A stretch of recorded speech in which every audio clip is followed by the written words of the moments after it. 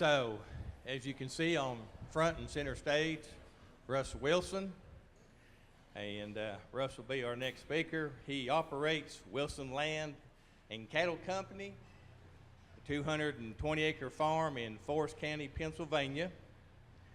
They employ adaptive management techniques to make the farm more profitable. Russ enjoys sharing his unique management strategies with other farmers and ranchers with the hope to make them more sustainable. I'm gonna say one more thing about Russ. If you ever watch his YouTubes, he's really good at breaking stuff. But let me tell you what, he can fix anything. Well, I know for a fact, and if he doesn't have the tool, he'll make it. My wife tells me if it's not broke, or it's junk if you can't fix it. So, Russ, thank you for being here. Appreciate it. Thanks for having me back. This is my third year speaking at the summit.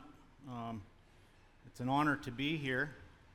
The summit seems to be growing every year, which is a good thing because we're sharing education. Education is power. You can go out and make hay or do whatever, but if you spent that time educating yourself, you'd be more successful with what you're doing on your farm.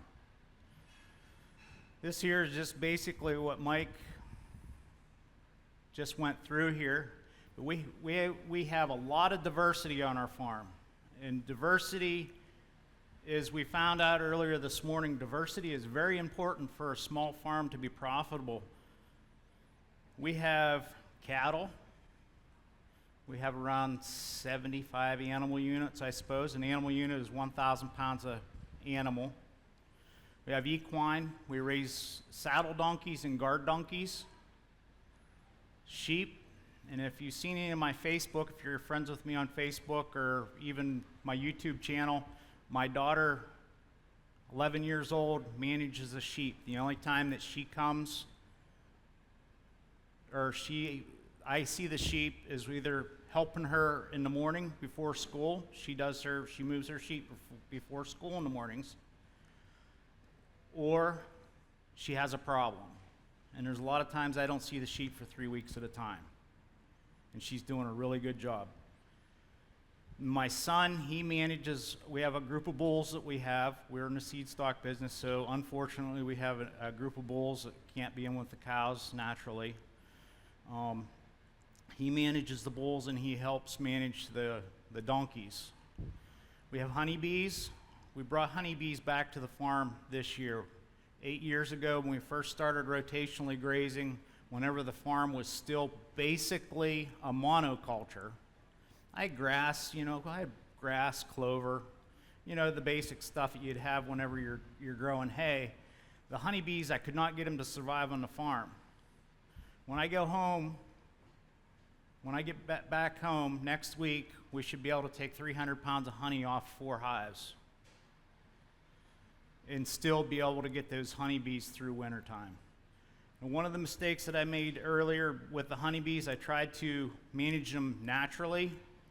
With the mites and stuff, I have to treat for mites. There's no way around it that I can see. And we also have hogs. My son takes care of our hogs. We raise pasture hogs every year.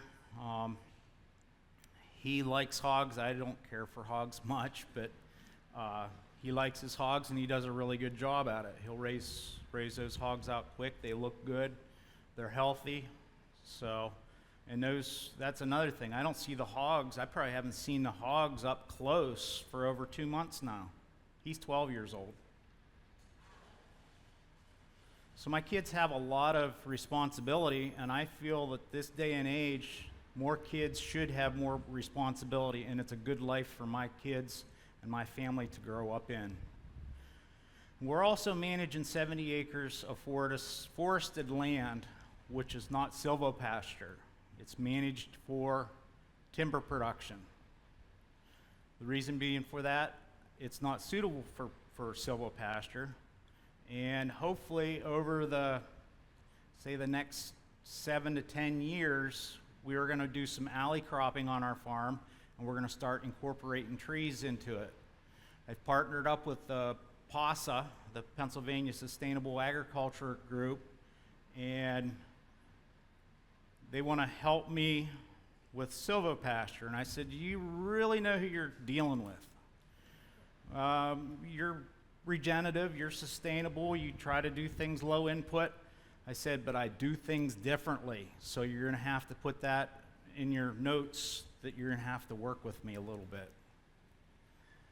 So in saying that, we're out on pasture. Last year we was out on pasture for 317 days without any supplements other than minerals. We had 350 days worth of grass, but we ran into some problems, and we're going to cover that a little bit later on. And the inputs, we've sold all of our haymaking equipment. Basically, my only equipment that I have left is a 50 horsepower tractor. I run it less than 10 hours a year. So I used to enjoy running tractors, but I just, for some reason, don't enjoy it anymore. Here's an overview of my farm. You can see all the paddocks that we have. We may break the farm with all the different classes of livestock we have. We may break the farm up into up to 1,200 different paddocks a year. And what we're doing is we're building rest. We want to put rest on the land.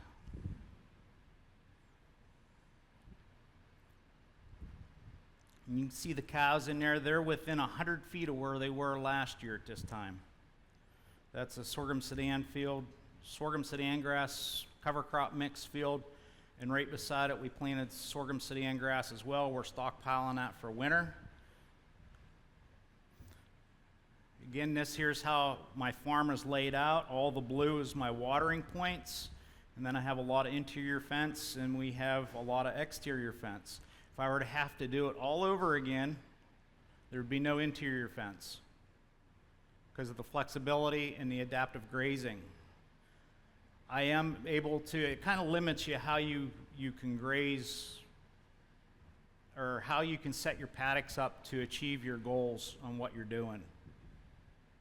Here's an up close of, I guess this is what we call the home farm. Here's the farm 2. And then here's my lease farm. It's 1.5 miles up the road. We set fence and run the cows up the road. It takes us 2 hours, 2 people, 2 hours to set the fence, move the cows, which it takes 30 to 40 minutes for the cows to travel that 1.5 miles and tear out. So it doesn't take that much time if you get proficient at setting fence. I hear all the time, how do you set all that fence? Get proficient at it, and most generally to set a fence, it only takes about 2 or 3 minutes to put a 300-foot run in, and that's what most small farms or medium-sized farms run. Now, if you're running it on the larger ranches, yeah, you're running a 1/4 mile fence. That probably shouldn't take you more than about 10 minutes to put in. But on the smaller farms, 2 minutes, maybe 3 minutes, and that's taking your time.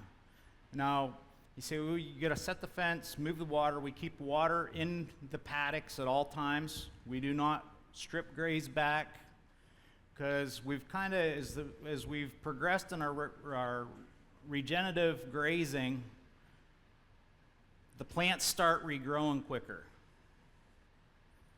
I've seen orchard grass in a 24-hour period grow 3 inches.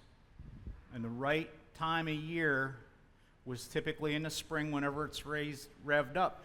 So what is going to happen in a 24-hour period if we leave those animals on those paddocks for longer than a 24-hour period? They're going to come back and regraze it, and that's probably one of the worst things that can happen on your fields. But you can see here on my lease farm, we just have exterior fence, and then we have a solar piston pump that we use to water with. I used to haul water, but I set all the interior fence on with temporary, and it is awesome not having to deal with all that interior fence.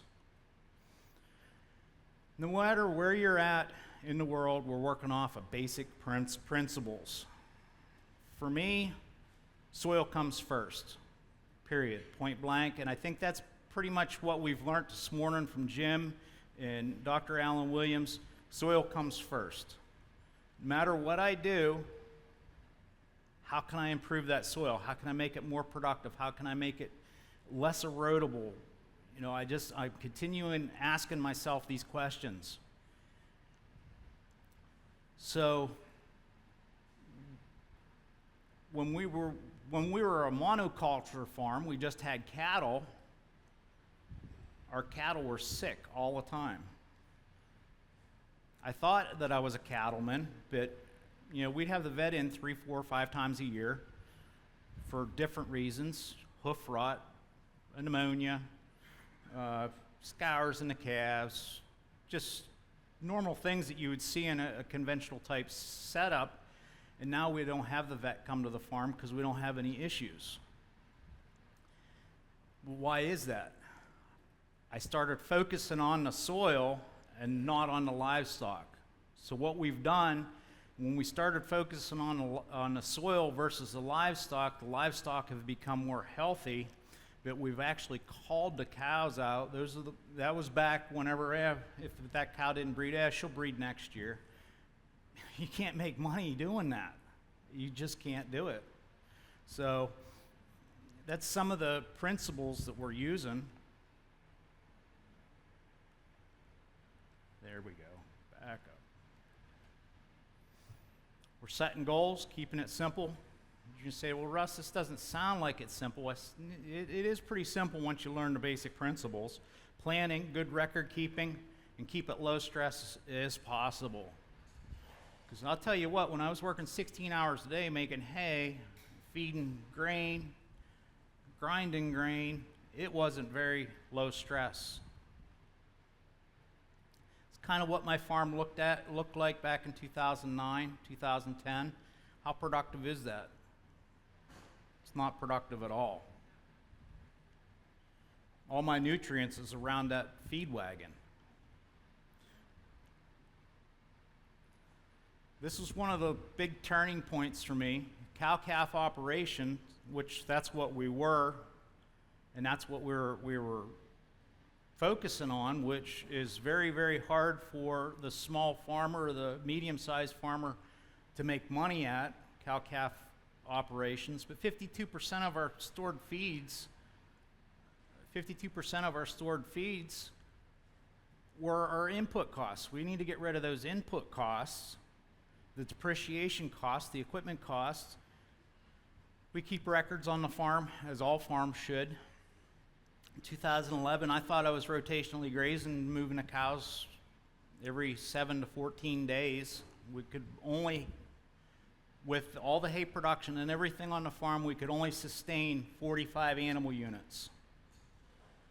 And then we had an NRCS representative come to the farm, and he suggested that I start rotating my cows one time a day, because I explained to him what I wanted to do, how many animals I would have, and he suggested a rotation once a day. I thought he was nuts. So, and I went in the house and I proceeded to tell my wife about it, and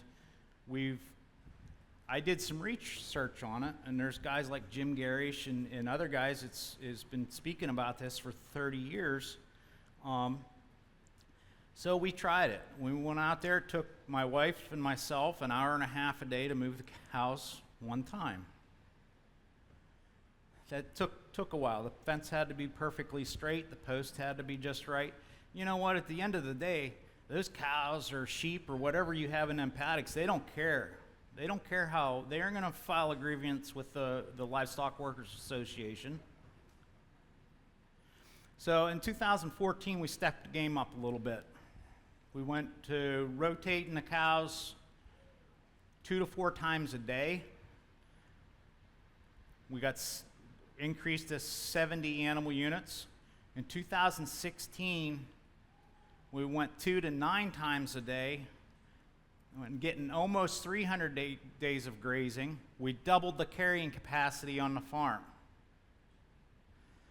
And in the fall of 2016, it dawned on to me, why am I not getting any more than 300 grazing days a year? my goal was set at 300 grazing days. Whenever you set goals, you want to try and set your goals just a little bit out of reach. So now my goal is 365 grazing days. We would have had 350 last year. We'll explain that here. And we're talking about today's prices. 2011, I purchased 3,500 gallons of diesel fuel. I got diesel fuel for my side-by-sides whenever I come down, right before I come down. I paid $5 a gallon for off-road fuel. That's $17,500 of diesel fuel we purchased every year. Last year, it cost me between $4,000 to $5,000 for purchased hay delivered to the farm. And fertilizer costs, these year fertilizer costs from 2011, what would it be today? It'd probably be up pushing $75,000 probably or more. You just can't do it. The small farm cannot afford to put those inputs on a farm and sustain, because to me, working off the farm was not an option, and it's still not an option. If I can't, I'm either going to farm or I'm going to work off the farm. I'm not going to do both. So in 2016 and forward to now, we're using approximately 200 gallons of diesel fuel every year. That's running my tractor 10 hours a year, and then putting fuel in a side-by-side to go move the cows. And when they're close, I'll walk to them, but the furthest point away from me, they're a mile away, so it doesn't really make sense for me to walk and move them 4 times a day. If that's what I'm doing, that's all I do is get done walking back and forth. So, but, you know, on most farms, 200 gallons of diesel fuel is pretty good. And Jim said this morning, it takes grass to make grass. You know, if you don't have that green solar panel lining or over top of your soil, you're losing potential for forage loss. Pasture management, your cows don't know what they need to eat in order to reach their full potential.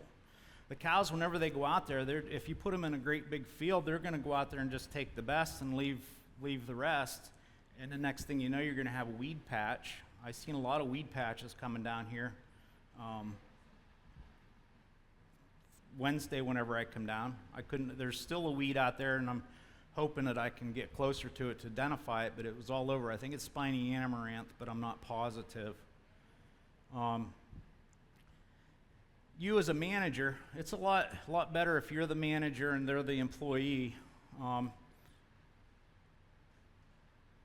You can determine when to graze, when to take them off of graze, how dense to graze. Number 4 here, when there is a need to reseed and fertilizer, that pretty much goes away. Perennial seeds, I haven't bought perennial seed for on the farm for 2 years now. I am planting a little bit of cover crops yet because I'm still not quite as productive as I'd like to be. And you have the option to place that fence where they need to be.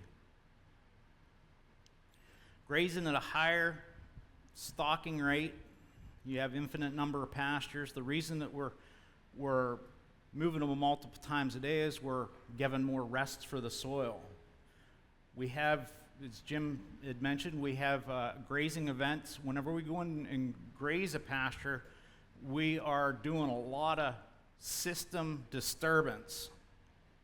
You know, you're disturbing the plants, you're disturbing the microbes, so it's good to get in and get out. And rest periods can be anywhere from 30 days to 360 days plus, depending on what you need. I have 25 acres on my farm today that I have not grazed yet this year, and I have an additional 6 acres that's been rested for 365 plus days. Pasture utilization, anywhere from 30 to 60%. If you're doing a 30% pasture utilization, you're trying to put more biomass on the soil. 60%, you're trying to utilize more for the livestock. This is kind of what it looks like a lot of the time whenever we put our cows. Throughout the summer, this is pretty much what it looks like. This is the type of grazing we do. Is it going to do it to me again? This is what I want it to look like after I get done. I want it to look like I kind of steamrolled it. And I didn't realize what I was doing until this year. I have a lot of folks ask me, don't you get a lot of pink eye? No. The answer is no. This year I had 4 cases that I thought was pink eye, but what had happened is I went in, it was a warm season grass field with a lot of switchgrass in it. I grazed it to this height, approximately 2 feet, and whenever I brought them back into that pasture, they were reaching down through that and it was causing eye injuries.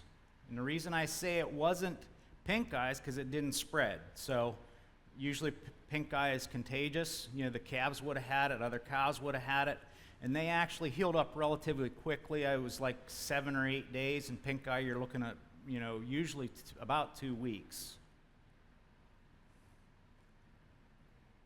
Adaptive grazing, it can be really good. Your energy to protein ratio is good. Your livestock selection ability is incredible. They'll eat anything, and you'll have evenly grazed paddocks. You can see in that one of the previous pictures there where, you know, everything's just kind of flat on the ground. The goal, 60% or less utilization. Most generally depends on what we're trying to do. You're not wasting nothing by going. As I tell folks, you know, they want to know the exact minute whenever to move their cows. I'll just leave them in there a little bit longer and get a little bit more of that grass. You're not wasting anything by leaving that behind. If it's questionable whether or not you should move them, move them. It doesn't matter. You're not wasting anything.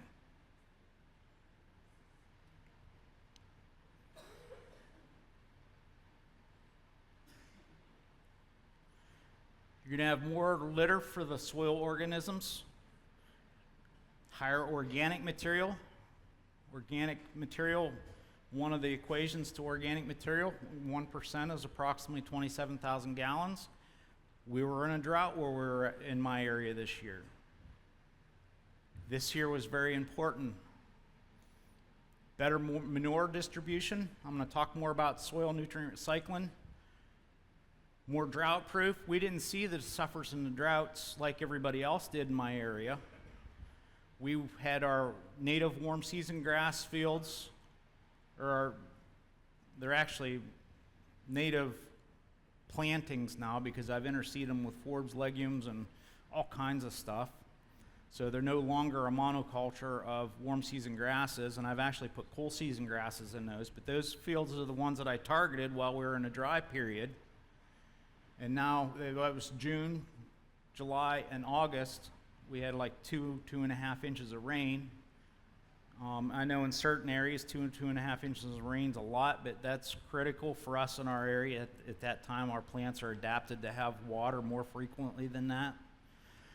So we were able to get through that drought a lot easier and not have to feed hay. There's folks feeding hay, have started feeding hay up in my area in July, whenever they usually start feeding in October, so I don't know. You're gonna have longer recovery times. Grazing principle. This is a cow spit out a brown calf that I don't know where it came from. I don't know if the neighbor's bull jumped the fence or what it was, but she's an Angus cow, and the dad was an Angus cow, and we spit out this little pretty red heifer. The more livestock search for food, the more their intake is restricted. A cow will only graze for 8 hours a day. You have better performance.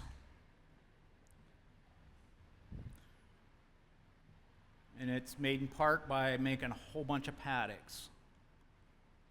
You know, us having 1,000, 1,200 paddocks every year, and not every time we go across that farm are they the same. And whenever you're grazing your fields, you don't go out and start it and go around each field number in the same rotation every time. You may skip a field, like a couple fields that we have have really long rest periods on them. You know, we jump around. The livestock should go where it's going to benefit the soil the most. You know, we're used to rotating our livestock, and as we get used to it, it's not that much work for me to move the cows from one side of the farm to the other. It may take 20 minutes. But the benefit for me taking that 20 minutes to move them across the field is hands down more profitable than just bouncing around, because I'm going to be more productive. There it goes again. No. It's the button sticking.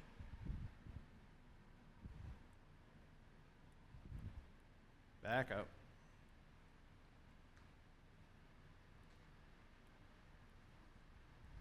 You guys going to see all of my slides before I keep going.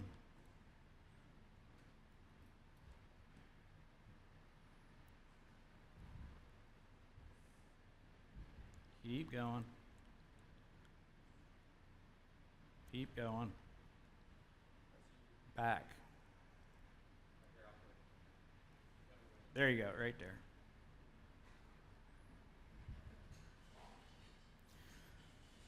In the growing season management, it comes around to the next year, you're going to have quicker green up. Most generally, the guys in my area, they turn out May 1st. Usually we're out grazing grass about March 15th. And we still get snow periods, but we're also grazing stockpile that the cows weren't able to reach through the snow. You're going to have a quicker recovery from drought. As soon as we started getting them rains, the grass really took off and it's growing. We have some of the nicest stockpiled forages that we've had in a long time.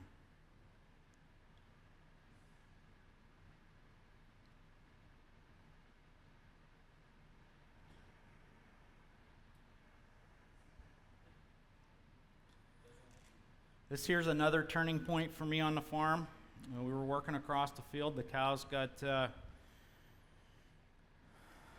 where they were giving me problems, so I took them out, and this is back whenever I was still making hay. I cut the hay on the one side, moved the cows to another paddock. Well, I walk across the farm.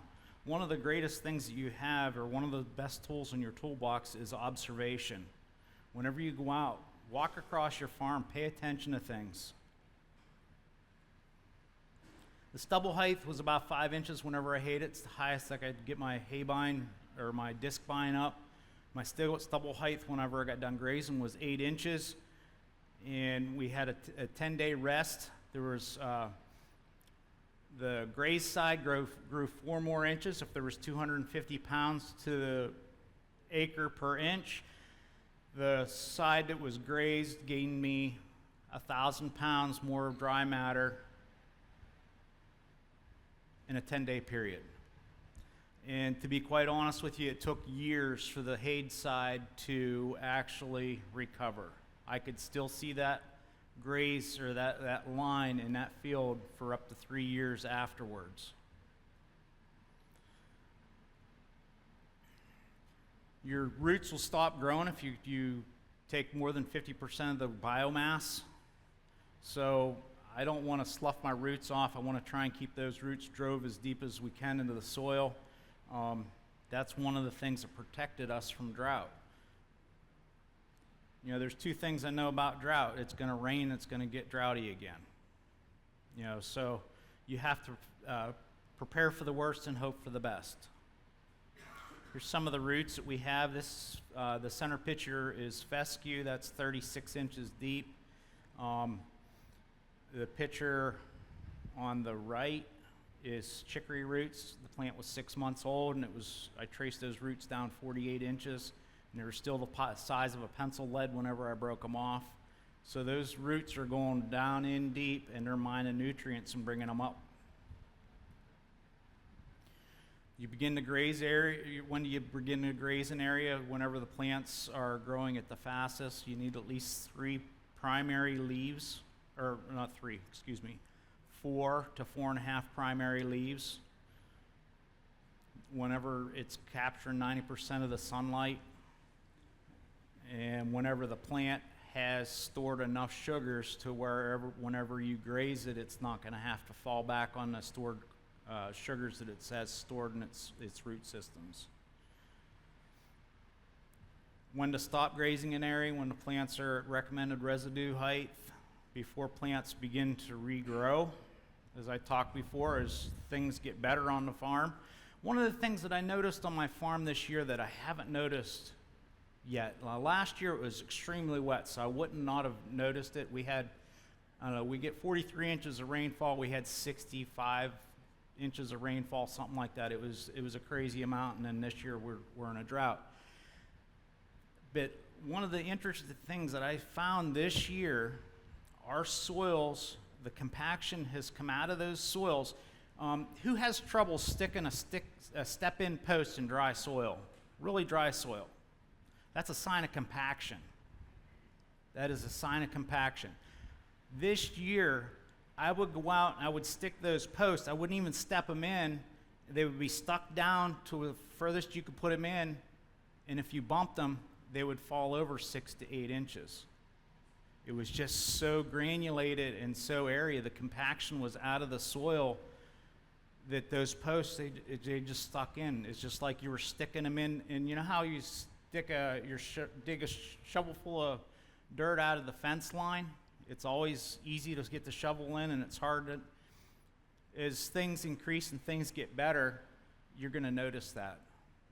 So this year I was very pleasantly surprised to see that we were able to get some of that compaction out of the ground so we can actually do better in our water infiltration.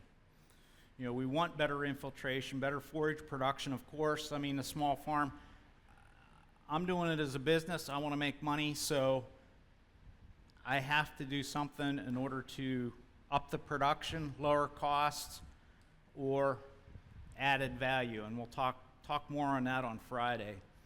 And lowering production costs, I could probably lower my production costs some more, but we've pretty much taken all of the stuff out, or all the inputs out that we possibly can. We are lowering our mineral use. Our minerals half of what it was 5 years ago, and it keeps decreasing. We're not using the fertilizers, the pesticide. You know, of course, the animals are healthier. This is what 300,000 pounds of stock density looks like. We stack them in there like sardines. And then whenever you take them out of that high stock density graze, they go and graze abreast. They work across the field in unison like a disc spine or something. It's really cool to see. You get the most I've counted is 42 abreast working in a line across the field. It's really neat to see. But they're not picking and choosing. They're eating everything as they go. We're eating horse nettles, common milkweed, dog hempbane, Canadian thistles, bull thistles. We have, not all the cows or all the sheep eat bull thistles, but I do have a couple cows that will eat the bull thistles. Woody plants. If I have any saplings or anything over 1/2 inch, aspen trees, whatever, the cows will chew it right down to the dirt if I let them. Soil nutrient recycling. This here's one of the most important things that you have, or one of the most important tools in your toolbox. You want to get an even distribution of manure, and that's one of the reasons for moving the livestock multiple times a day and keeping the water with them. If we were back fencing, if we were pulling our back fencing out and strip grazing, we would most generally be going back to water. So what we're going to be doing is we're going to be transporting nutrients out of that one paddock back to our watering point.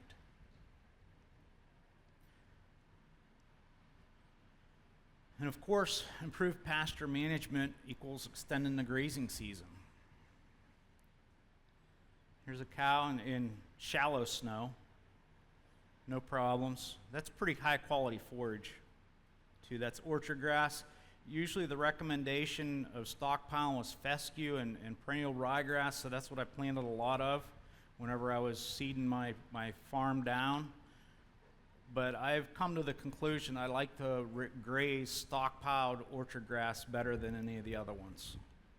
I can get more tonnage, and it's higher quality.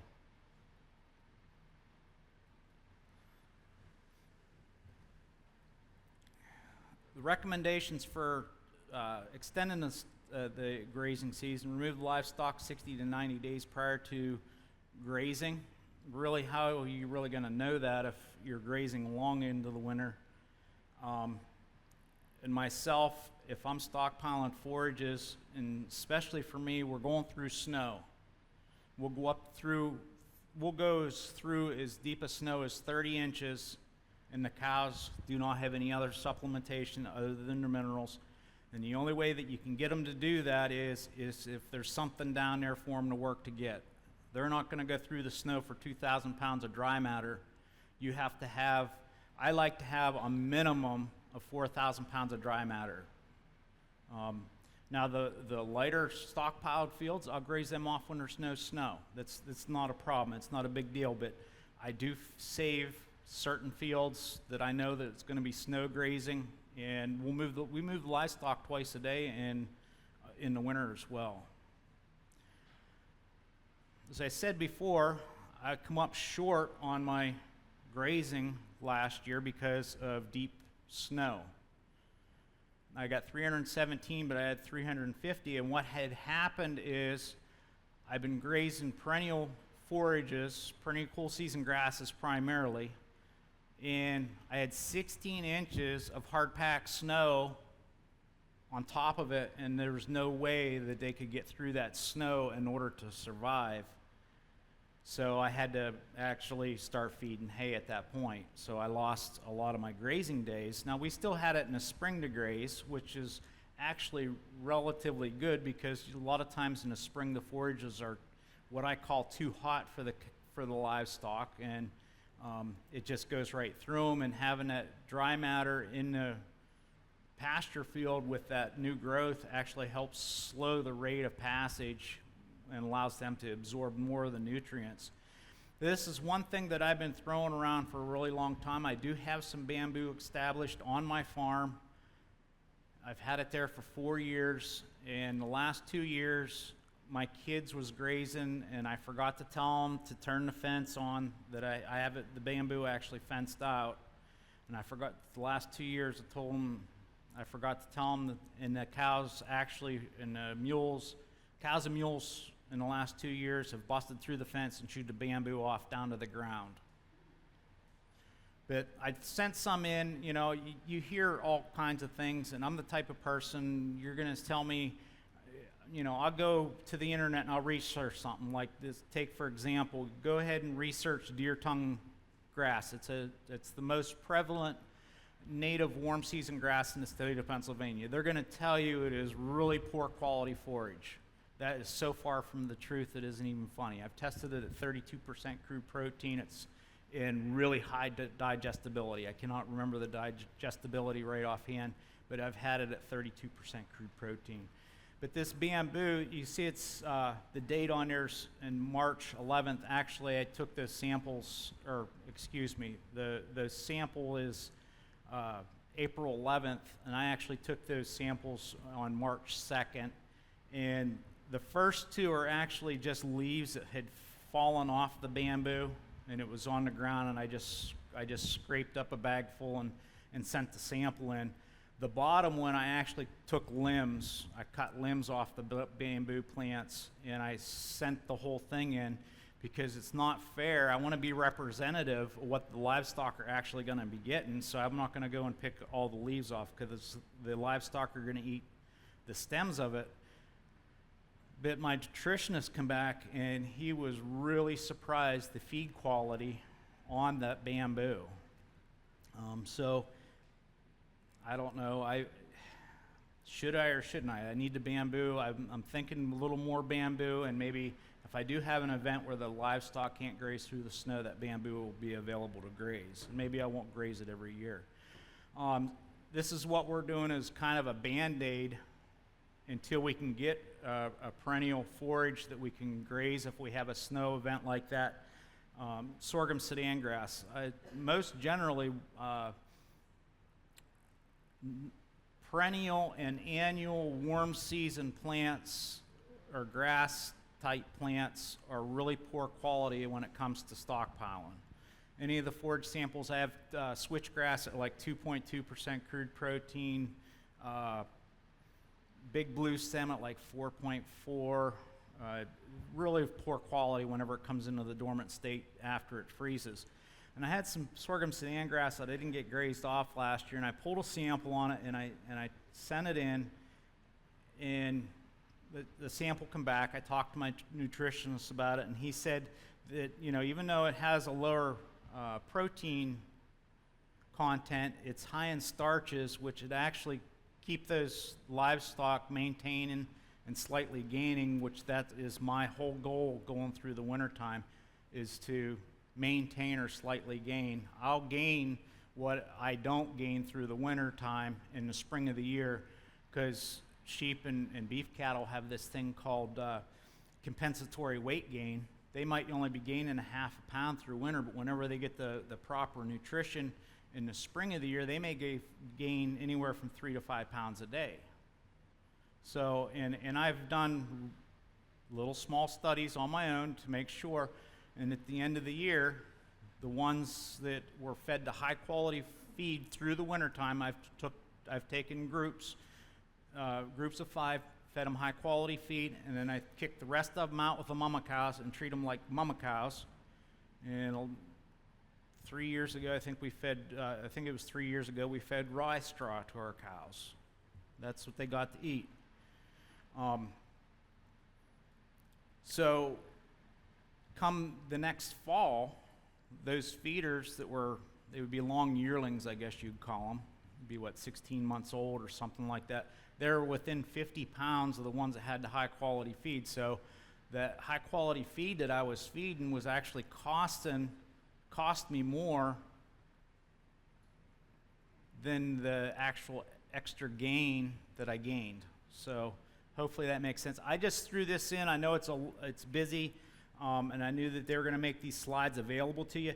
These are the stockpiled samples that I pulled off of my fields last year. They were taken, I forget the date. I have a YouTube video on it. If you want to look at the forages that I physically removed, the pasture number corresponds with the grasses on the YouTube video, so you can actually physically look at that grass and see what it looked like whenever we pulled the samples out.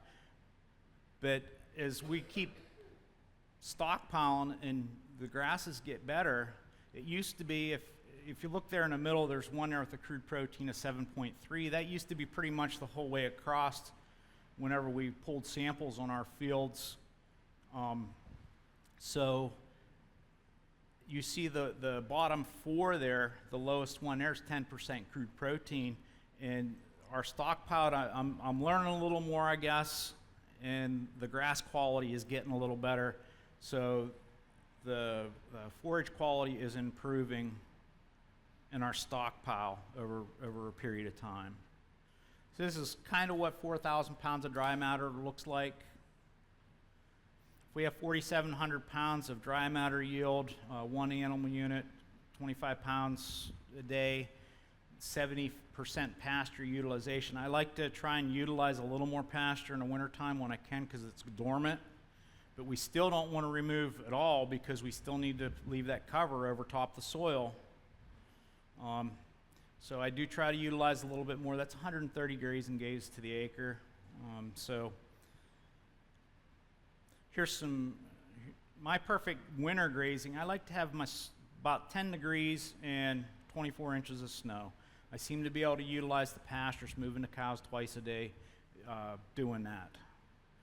And the reason for that is if, say we only have 3 or 4 inches of snow on the ground, the livestock or the cows and sheep, they get very, very selective. And whenever you walk across snow, it packs down. And what happens whenever they get selective and they start going all over the paddock, if I give them a whole day or 2 days worth of grazing, they'll have it all tramped down in 12 hours. They won't have no feed available to them. So whenever we have 24 inches of snow, they make a circle when they're burrowing down into the snow, and then they'll take an area about that big around and eat, and then they'll pick up and they'll go to the next location to eat. So they're not running all over the pasture looking for the best. It's kind of sort of what it looks like when they're into their ears grazing. You know, look at that nice green grass that she pulled up. There is some brown stuff. That was a long rested field there. I think it was, you know, we're looking at, I don't know how long. It was probably grazed early, maybe in April, and that was in probably December, January, somewhere in that neighborhood.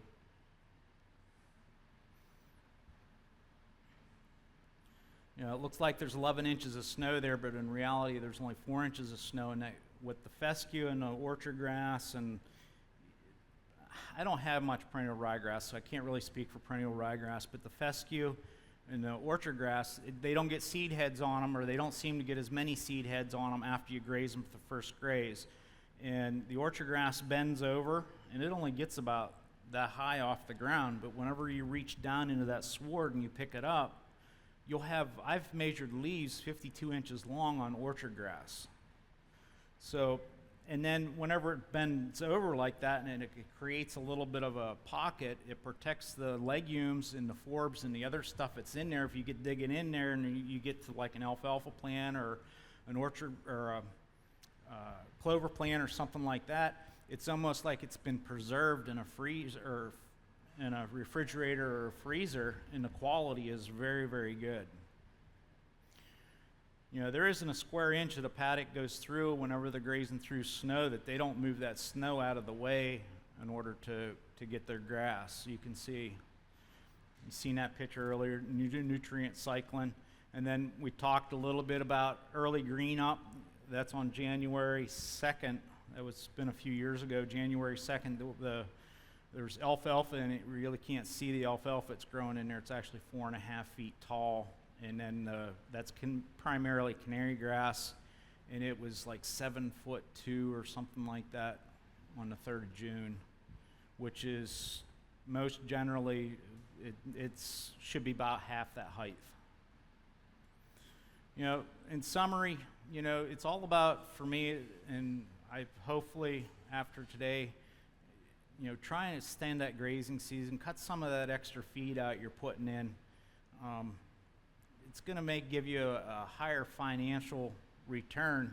You know, at the end of the day, there's a lot of farmers going out of business. They cannot afford, they're subsidizing their farms by working off the farm and putting money in to their farms. So, you know, you can do it. You can do it. It takes some learning and whatnot. You know, you're going to increase your soil structure, your water holding capacity. If I didn't have that water holding capacity this year, my fields would have looked like the neighbors' fields that had orchard grass that was 6 inches tall and brown because of the drought. You better weed control. You're going to break pest and insect cycles, sequester more nutrients, make more grass, higher financial gain, and more free time. This year, I actually went on vacation for 18 days this year. I took my family on vacation riding in the Allegheny National Forest.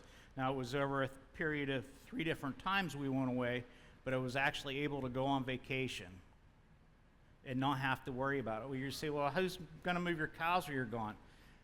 We've built resilience into the farm or into the soil and the grasses. I figure out what the livestock need, and I give them an extra day. I park them there.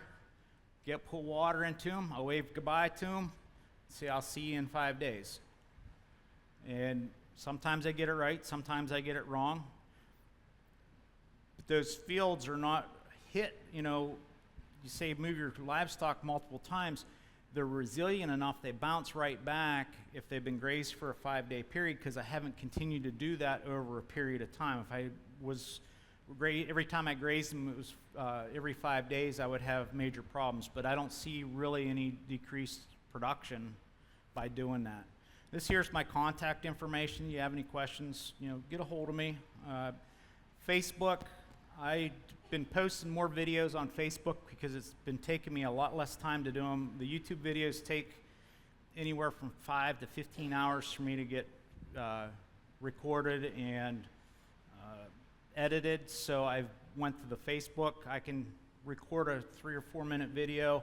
The things that I see out in the field, hit the button, send it, upload it, and it's there. So I've been doing a lot more now this winter time. We'll pick back up with the YouTube and get on with that, because I do have some videos that I really can't do and record them in a continuous fashion. And also on Facebook, I have a Facebook group. It's called Adaptive Grazing Management. One of the problems with Facebook, or any social media for that matter, there's a lot of bullying, a lot of cyberbullying that goes on. I've been on Facebook 3 times. This 3rd time, I said I'm not putting up with it. So anybody gives me a bad time, I just block them or unfriend them or do whatever. I don't put up with it. So this Facebook group, Adaptive Grazing Management, that I put on, I've since then partnered with another guy because it's grown tremendously. We have over 3,000 members strong, and you can get on there, you can ask any question you want, and you don't have to worry about anybody jumping down your throat for asking a question. I don't care if you're a beginner or whatever, there's no disrespect in that group. I will block you if that happens, or my partner will block you. So it's a great group. We have a great group of guys, people from all over the world. We have, there's a guy from Peru that's rotationally grazing. It's really cool to see his type of setup. It looks almost like he's grazing in a subtropical area, and they got a different setup. He's a little bit poorer. His step-in posts are nothing fancy. They're just like square steel rods and with a garden hose on it for an insulator. And he does it pretty crude, but he's out there rotationally grazing, and he looks like he has a really productive system. I can't understand whenever he's talking, but it's really cool to see the videos. So, questions? All right, we have any questions? Anybody? Is this thing working? Is this working? Can you hear? I can hear you. Okay. You haven't talked anything about marketing. I guess you sell some of these cows sometime. Friday, I'm going to go through on all the different, all the diverse stuff that's on the farm. I'm going to go through and, from the cows to the honeybees and discuss all the revenue that we make on our farm. Because just one separate, I couldn't make a living just raising cows on the farm. It's about diversity. This was just a small question, but did you put much thought into the bamboo species that you planted? Yes, because I didn't really want it to get out of control. Because I have people that really have scared me with that stuff, being evasive. That it can be evasive. I chose the bamboo that only gets 4 to 6 feet tall. It is a running bamboo, but it's more like a basket willow. If you know what a basket willow is, it's very similar to that, but it's an evergreen in my area, and it's winter hardy. What does your calving window look like in your rotations during that time? My calving window begins the 3rd week in April and ends the 3rd week in June. It's a 60-day calving window. I'm going to back that up to 45 days probably next year, my calving window. I've tried moving it later, and I've tried moving it earlier. It just seems like the 3rd week in April works best. We used to calve in February, March, and that was just a disaster, complete disaster. So in our lambs, we're doing accelerated lambing on our farm. We're building from a sheep flock of 8 sheep, And so we're trying to get as many sheep as we can because we got people, we have a long waiting list for our sheep. So we're doing accelerated lambing, so they're actually lambing inside, some of them in the wintertime. What about rotation? Why you slow it down? No. We're still moving twice a day, usually, sometimes 3-4 times a day. Soil comes first. We still keep our stock density high. We got to be careful sometimes because some cows will try and claim other calves. I've had that happen once or twice. The key to it is, it used to be my calves, it would take them 2.5 hours to get up and start nursing. I want my calves to be up and nursing in 15 or 20 minutes. And I want them to be able to make the travel of a mile across the farm in an hour, and I expect that. If they're not able to do that, there's something wrong. There's something that I did. But one of the keys to moving cows with calves, now if one just dropped a calf, I'll leave her behind. You know, naturally, it's just what I do. I leave her behind. But whenever I go in the paddock, my paddocks are so small, I just go through, I get all the calves up, and basically what I'm doing is I'm pairing them up with their moms, and then I move them. If I move just the moms, and then I got these calves back here, and then I got moms running back, and it's kind of a mess. It can be a mess. But I've learned to get those cows or those calves up, and if we do drop one and we're going to another, I'll just leave it back. It's not a big deal. Next one is Frank right there. I have a question about your paddock size. So if you have 1 move a day or 10 moves a day, is that paddock size the same as a 1 move day? Yes. Versus Basically, 10? yes. So you split a 1 day paddock size into 10 sections. Yeah, I set the paddock up for what they're going to need for that amount of time. You know, 1 animal unit, they're going to use about almost 10,000 pounds of dry matter a year. They need 25 pounds a day approximately, and I actually try to figure for 3% of their body weight because they're going to actually eat more in a multiple rotation. So, yeah, the paddock will be a little bit bigger than what a day move is, but not a lot. All right, any more questions? All right, thank you, Russ. Thank you very much.